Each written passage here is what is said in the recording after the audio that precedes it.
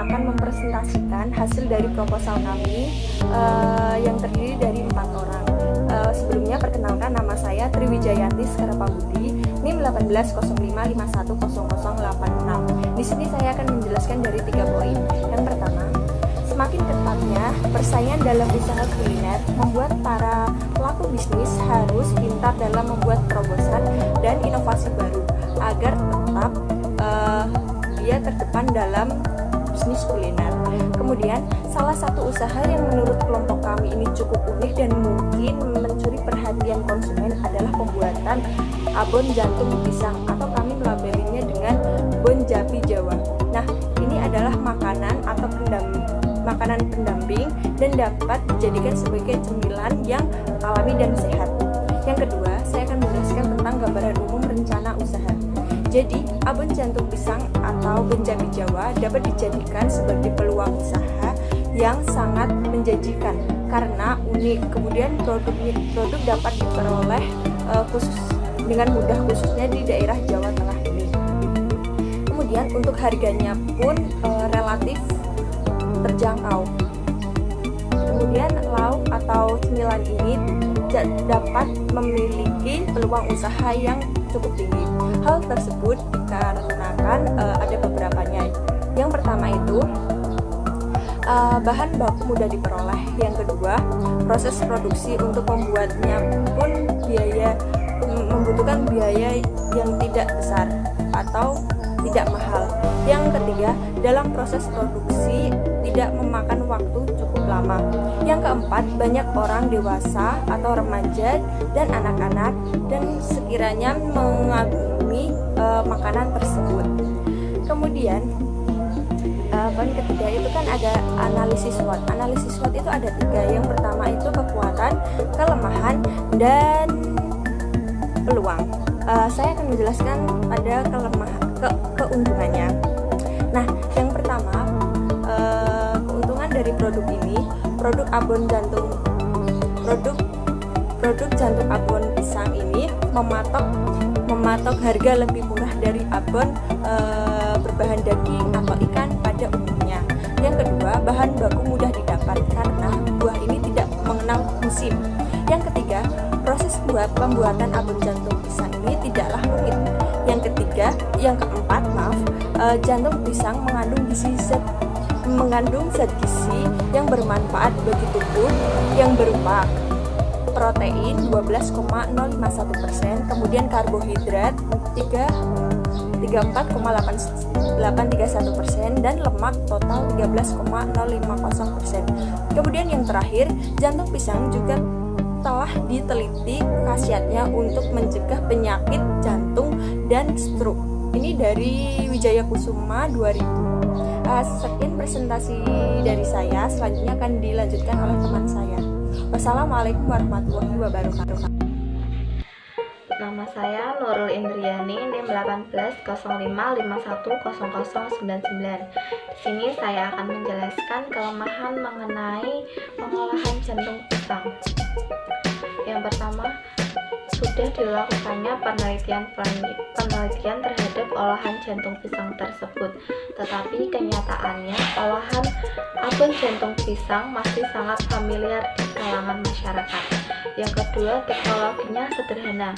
Karena olahan abon jantung pisang ini masih familiar di kalangan masyarakat, maka belum ada alat yang tepat untuk membuat olahan tersebut, sehingga untuk membuat olahan ini menggunakan cara-cara yang sangat panjang dan sangat rumit.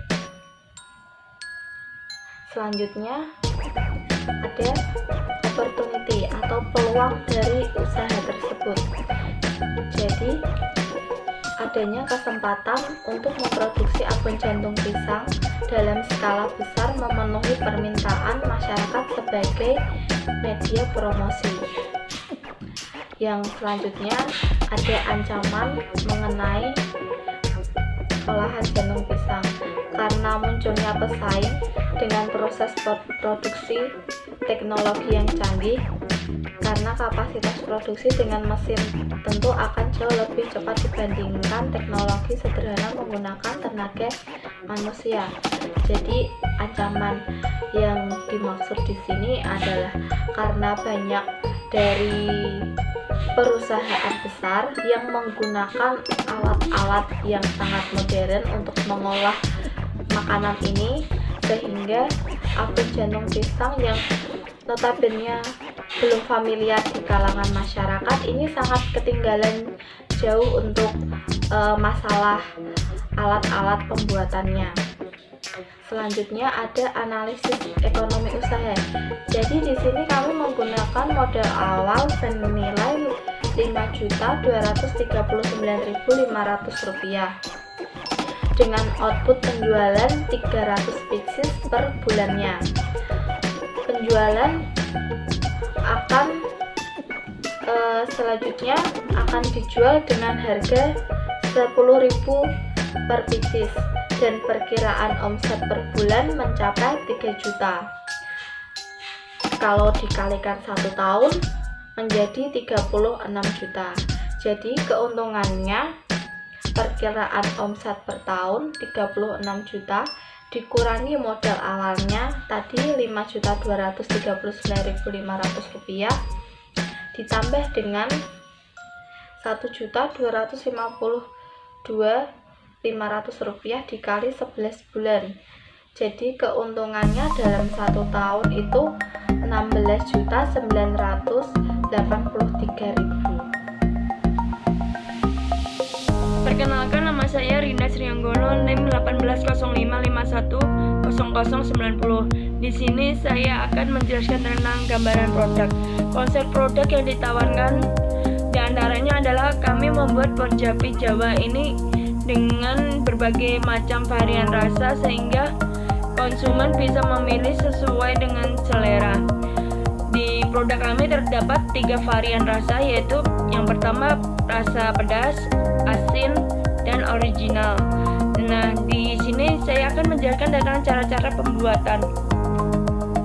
Yang pertama, sediakan panci, masukkan air dan kaldu bubuk daging sapi, masak hingga air mendidih, kemudian masukkan jantung pisang, rebus jantung pisang hingga teksturnya lunak. Jika sudah lunak, angkat dan ditiriskan. Jantung pisang sudah lunak, dipotong.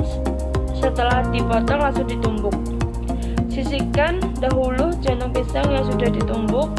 Selanjutnya membuat bumbu dengan cara menumis atau sangrai. Sediakan wajan, kemudian masukkan bumbu yang telah dihaluskan.